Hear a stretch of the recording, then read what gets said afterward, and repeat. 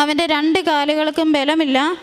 Physiotherapy ചെയ്താലും നടക്കുന്ന കാര്യം സംശയമാണെന്ന് പറഞ്ഞു. അങ്ങനെ ഞാൻ വന്ന് ഇവിടെ ഉടമ്പടി എടുത്തു. ബഹുമാനപ്പെട്ട ജോസഫ് അച്ഛനെ കാണാൻ ടോക്കൺ ലഭിച്ചു. അച്ഛൻ കുഞ്ഞിൻ്റെ തലയിൽ കൈവച്ച് പ്രാർത്ഥിച്ച് പിറ്റേ ദിവസം തന്നെ അവൻ സിറ്റിയിൽ പിടിച്ചുകൊണ്ട് എഴുന്നേറ്റ് നിന്നു. ആ ദിവസങ്ങളിൽ തന്നെ അവൻ പിടിച്ചുകൊണ്ട് നടക്കാൻ തുടങ്ങി. ഇപ്പോൾ അവന് യാതൊരു കുഴപ്പവുമില്ല. അടുത്ത മാസം 4 വയസ്സാകും. 27-ാം തീയതി പിടിക്കാതെ നടക്കാൻ തുടങ്ങി.